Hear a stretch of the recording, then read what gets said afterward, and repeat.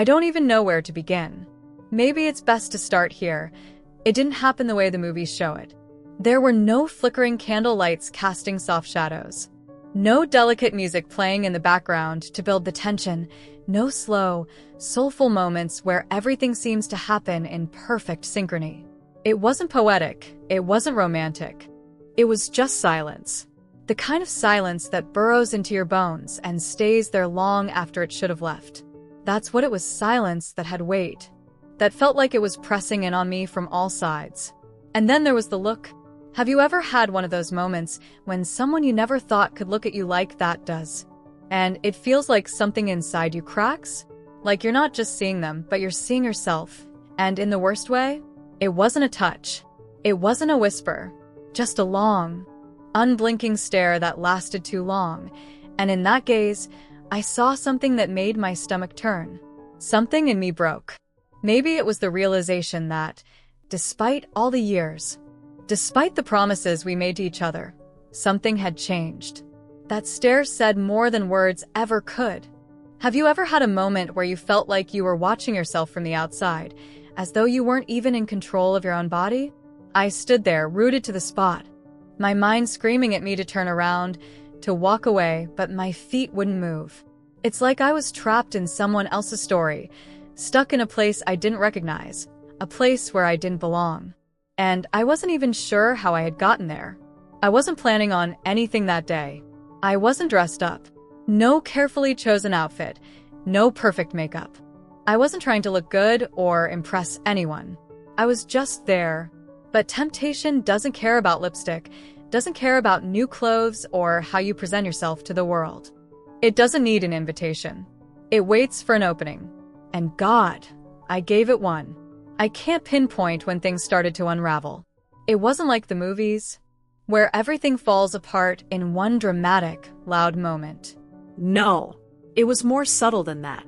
Loneliness doesn't crash through the door all at once. It doesn't announce itself with a bang.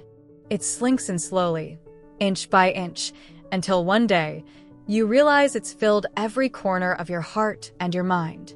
Until one day, you look at yourself and wonder when you stopped feeling like you were actually living. Mark, well, he wasn't cruel. He wasn't mean or unkind. But he wasn't there. Not in the way I needed him to be. Always away for work, always out of reach. And when he was home, it was like he was a ghost in his own house. He slept in the guest room because, according to him, I snorted too much. But part of me couldn't help but wonder if that was just an excuse. Maybe he was avoiding the weight of me beside him. The weight of everything that had gone unspoken between us for so long. It's funny how things change without you realizing it. How over time, you stop noticing the cracks. You stop seeing the little fissures in the foundation of your life. You get so used to the quiet, the stillness, that you forget what it feels like to feel whole. I used to laugh without thinking. I used to smile because it felt good, because it was effortless. But now, every smile is a performance. Every laugh is carefully crafted. I practice the way my lips curl, the way my eyes light up, all to make sure they don't reveal too much. Because, deep down, I know that if anyone looks too closely, they'll see what I've been trying to hide. They'll see that I'm fading, that I'm not the person I once was. And yet, there I was, standing in that silent moment, waiting for something, anything, to shift. It all began innocently enough. Ethan and Claire, our neighbors, were like a breath of fresh air in a life that had, for far too long, become stale and predictable. They were young, vibrant, full of life in ways I had long forgotten. The energy they exuded was contagious, like a spark that could light up a room, a warmth that seeped into your bones even on the coldest nights. It was the kind of liveliness that felt so foreign to me, yet at the same time, it was like something I had been craving without even knowing. They invited us over for dinners, weekend barbecues in the backyard, and late-night bonfires when the crisp night air carried the scent of burning wood and laughter. The invitation itself was an act of kindness, a small gesture that somehow seemed to pierce through the walls I had built around myself. I accepted, almost without thinking, my curiosity outweighing any reservations I had. I wanted to be part of that warmth, to be surrounded by people who seemed so effortlessly happy, so free. Claire was the epitome of carefree joy. She had a laugh that bubbled up from deep within, an infectious kind of sound that made you smile, even if you didn't want to. Her energy was so bright, so alive, that it was hard not to be drawn in. She'd bring out the wine, always generous with her pours, and the conversation would flow as easily as the drink. There was an ease to everything about her, a grace that made me feel both comfortable and envious at the same time. And then there was Ethan, a quiet man, not as loud as Claire, but there was a steadiness to him that made his presence undeniable. He was often found at the grill, working the fire with a kind of focus that felt almost meditative. He would turn the meat with a precision that spoke of patience, of someone who wasn't in a rush, someone who didn't feel the need to fill the silence with unnecessary words. But it wasn't the quiet that drew me to him, it was the way he looked at Claire. His eyes would follow her movements, a soft smile on his lips, as if he were witnessing something too beautiful to take his gaze away from. It was the kind of look that didn't need to be spoken. It was an understanding, a silent communication that spoke volumes about their bond. But then, there were those moments when Ethan's gaze would shift, almost imperceptibly, to me. His eyes would linger just a beat longer than necessary, not in a way that made me uncomfortable, but in a way that made my heart skip a beat. It wasn't obvious, at least not to Claire. She was always so wrapped up in the energy of the moment, so full of life and laughter, that I don't think she ever noticed. But I did. I felt the weight of his gaze, the warmth that seemed to settle around me when his eyes met mine. It was the kind of look that made me feel like I mattered, like I was more than just someone's wife, more than just someone's mom. It was a look that made me feel seen, something I hadn't felt in years. I would laugh, pretend I hadn't noticed, and quickly redirect my attention. I told myself it was nothing more than harmless, friendly attention. It was just the way people were, I reasoned. After all, Ethan was married to Claire, and I was happily married to Jeff. There was no reason to read into it. But as time went on, I couldn't shake the feeling that something was different. The more time I spent around them, the more their presence felt transformative. When I stepped into their house, the air would shift. It wasn't just the warmth of the fire or the cozy lighting, it was something deeper. Ethan would pour my wine first, always with that same intense gaze, like I was the only one who mattered in that moment. There was no rush, no need to fill the silence. Just him, looking at me, as though the world outside of that room didn't exist. Claire would sit beside me, a little closer than most would. Her hand would brush mine, or her fingers would linger on my arm for just a second too long. It wasn't anything overt, nothing that would make anyone raise an eyebrow. But it was enough to make my heart beat a little faster. It was the kind of touch that felt more meaningful than it probably was. A subtle reminder that I was more than just a background character in my own life. It was the kind of touch that made me feel noticed, Seen. I hadn't realized just how badly I needed that until it was right in front of me. Until I started to crave that attention, that validation, like a flower reaching toward the sun after a long winter. I didn't want to admit it, though.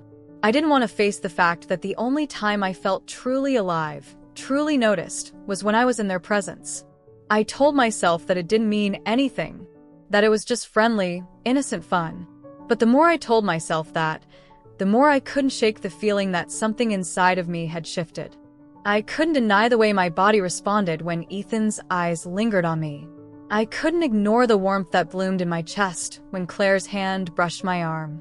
They weren't doing anything wrong, at least not in any overt way. But in some deep, unspoken part of me, I knew that I was responding to them, to their energy, in ways that I hadn't allowed myself to feel in years. But I kept quiet. I didn't say anything. I didn't ask. I kept pretending, kept playing my role. The perfect wife, the doting mother, the woman who had everything she ever needed. I kept telling myself it was nothing, that I was just being foolish. But inside, something was awakening. A part of me that had been dormant for too long. a part that, for better or worse, needed to be seen. And then, one night, everything changed. It started like any other night. The kids had finally drifted off to sleep, their soft breathing filling the house with a peaceful rhythm. Jack, my youngest, was tucked in so tightly he looked like a little burrito, the faintest smile on his lips as he slept. The house felt warm, cozy. The kind of warmth that comes from both the crackling fire pit outside and the comfort of being surrounded by people you've known for years. The evening was winding down, but the laughter still lingered in the air, suspended in time like the smoke curling up from the fire. Claire, as always, was the center of attention. Her infectious energy was undeniable. Her laughter was like music, full of life and light, and when she smiled, it wasn't just her lips that moved, her whole face lit up, her eyes dancing with mischief. Tonight, though, it was a different kind of smile, a sly, playful grin that seemed to promise something just beyond the edge of what we all felt comfortable with. "We should play something a little more grown-up," she said, leaning back in her chair and locking eyes with me, a glint of challenge in her gaze. The words were harmless enough, the suggestion casual, but there was something in the way she said it. Something in her tone that made me shift uncomfortably in my seat. Everyone laughed, the sound of it rolling through the room like a shared inside joke. But even Mark, usually the one to laugh the loudest, held back just a little. His laugh was strained, like he didn't quite know what to make of Claire's comment. I smiled too, but I couldn't quite bring myself to meet her gaze, afraid that if I did, I might reveal something I wasn't ready to face. But Claire didn't elaborate. She didn't need to. She simply let the words hang in the air, a quiet invitation that no one dared to acknowledge fully. The moment stretched out, thick and heavy, settling over me like the smoke from the fire pit that clung to my hair long after I left. It lingered in my thoughts for days, an itch I couldn't scratch, a thought that refused to leave. A few days later, the same scene played out. The house was warm, the fire pit flickering softly in the distance, the wine flowing freely again. Only this time, there was a subtle shift in the energy. Claire poured the wine slower, deliberately, her gaze never leaving mine, almost as if she was measuring my every reaction. Each glance a calculated move in a game I didn't fully understand but was strangely drawn to. Mark was as distant as ever, his face buried in his phone, scrolling through something with absent disinterest. But Ethan was different. He wasn't speaking, wasn't laughing along with the others. Instead, his eyes were fixed on me, not with any unsettling intensity, but with a quiet kind of attention that made my skin feel warmer, made me more aware of myself in a way that I hadn't been in a long time. There was a softness to his gaze, as though he wasn't just seeing me, but was truly noticing me. For the first time in ages, I didn't want to look away. I tried to convince myself that it was harmless. Just a game. Just some harmless flirting, something that people did when they were bored, when they wanted something different. Something to break the monotony of everyday life. But it felt different this time. Every look, every touch, every casual brush of the hand, everything felt like it was leading somewhere. The air between us hummed with unspoken promises. It wasn't just playful banter, it was something more. I didn't know what it was, but I knew it was real. I had been starving, not for sex, not for excitement or drama, but for connection. For someone to see me as more than a mother, more than a wife. I wanted to be seen as a person, as a woman, as someone with desires and needs and complexities beyond the roles I had spent so many years defining myself by. At that moment, I realized how long it had been since I had felt truly seen. It was like I had been living in a fog, drifting through the motions of life, and suddenly, I could breathe again. The invitation came again that night, but this time, it wasn't a suggestion. It wasn't an innocent offer. It was direct, simple, and unmistakable. Come to the hot tub if you can. No emojis, no coy phrasing, just the words, blunt and clear. It was an open door. But what lay on the other side was something I wasn't sure I was ready to confront. I stared at the screen, the words blurring slightly as my heart beat a little faster. The silence of the house around me felt overwhelming. Mark was snoring lightly in the next room, his back to me, just like every night. My children were upstairs, tucked into their beds, blissfully unaware of the storm brewing in my mind. In the quiet, it felt like everything was amplified. The thrum of my pulse, the hum of the refrigerator, the distant sound of the wind outside. I thought about it all, about the life I had built, the family I had raised, the years of memories I had shared with Mark. And yet, there was a growing sense of emptiness that clung to me, a quiet desperation that had been festering for far too long. The life I had fought so hard to create suddenly felt like it was slipping through my fingers. I wasn't sure if it was the life itself that was breaking or if it was something inside of me that had begun to crumble. And then, without thinking, without any plan or explanation, I did something I hadn't done in a long time. I slipped out of bed, the coolness of the floor sending a shiver up my spine as I padded quietly down the hall. My heart was pounding now, the rhythm of my footsteps the only sound in the otherwise still house. I wrapped a robe around my shoulders, the fabric soft against my skin, and stepped out the door into the night. There was no turning back now. No words. No excuses. Just the steady pulse of my heart, guiding me towards something unknown. Something I hadn't allowed myself to even consider until now. The night air was cool, and as I walked toward the hot tub, every step felt like it was pulling me further away from the life I knew and closer to something entirely new. Something wild, something forbidden. And yet, in that moment, it felt like the most natural thing in the world. This was a choice, and I had made it. The night air was thick with the heat of the hot tub, the water lapping against my skin in gentle waves. As if it were trying to comfort me, the steam rose in delicate tendrils, curling and twisting around us like a veil, separating us from the world. Ethan and Claire were already there, their form silhouettes in the mist. They seemed to be waiting for me, though neither spoke or moved. It was as if they already knew, deep down, that something was about to shift between us. Claire sat at the far end, her hair pulled back into a neat bun, her face soft and open, her lips curving into that gentle smile she always wore when she was content. She was beautiful, in the way that people who are truly at peace radiate beauty. Ethan, on the other hand, was leaning back against the edge, his bare chest rising and falling with the steady rhythm of his breath. His eyes were unreadable, distant in a way that made it impossible to know what was going on behind them. But that was part of his allure, wasn't it? The mystery. The quietness that seemed to echo from his every movement. I slipped into the tub beside them, not wanting to disturb the fragile tranquility of the moment. The warm water enveloped me, soothing the tension that had built up in my body over the past few days. We talked casually at first, like old friends. Nothing that really mattered.